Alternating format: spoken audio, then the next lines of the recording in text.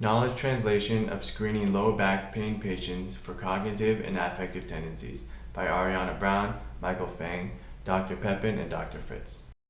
Evidence-based practice has been a priority for the physical therapy profession for a number of years now, but there is often a large period of time between the establishment of best practice in the research community and application of these practices clinically.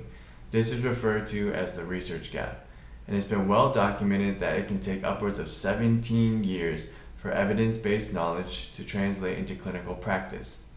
The APTA has stated that many of the concerns and barriers to using evidence-based practice revolve around finding and applying research. Below are articles that demonstrate the disparity between evidence shown by research and clinical practice. In an effort to combat the research gap, the APTA has created Clinical Practice Guidelines, or CPGs. However, many therapists still report difficulty finding, digesting, and otherwise applying these curated evidence-based practice guidelines. Therefore, knowledge translation, and in particular this knowledge translation cycle, has been proposed as a solution to bridge the gap between published evidence and clinical practice. This is a conceptual framework created by Graham et al. And has been used in various studies. The inner circle is knowledge creation. This is where research, systematic reviews, products, and tools like CPGs and outcome measures are created. The outer circle is the implementation of the knowledge. The arrows go back and forth because it's an iterative, flexible cycle that depends on the context. We'll be using this framework as a model for our project.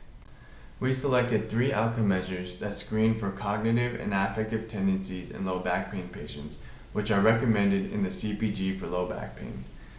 Our purpose for the study is to describe the process and effectiveness of implementing a model of knowledge translation to increase therapist adherence with screening of low back pain patients for cognitive and affective tendencies. Therefore, our hypothesis is that we expect to find an increased frequency in the use of these 3 screening tools. We also expect that the therapist will report an increase in their knowledge of the CPG for low back pain and belief in their skills for implementing the screening tools.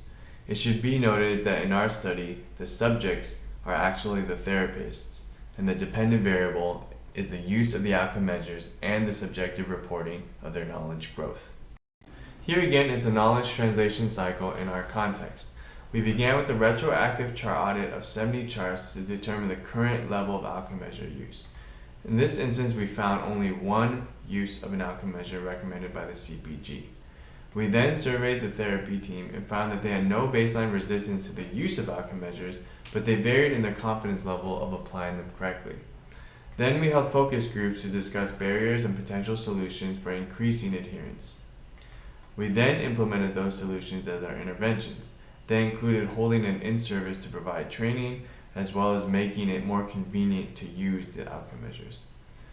After 1 month, we performed another chart audit of 65 charts and found no significant increase in our targeted outcome measure usage. Since the knowledge translation is iterative, we adjusted our intervention to try to further increase therapist adherence. This included a hospital-based currency, allowing the therapist to administer these outcome measures at any time instead of only at their initial evaluations, and asking them to evaluate every patient in this manner. The lesson here is that the knowledge translation cycle is iterative, and therefore the intervention is adjustable. We're currently at this stage of the cycle and are awaiting the results of a final audit.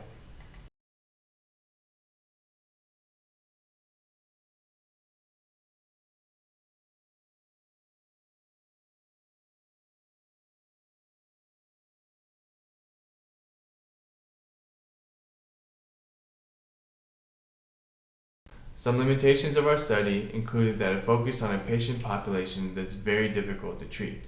Also, our focus groups were presumably less engaging due to COVID and its virtual format.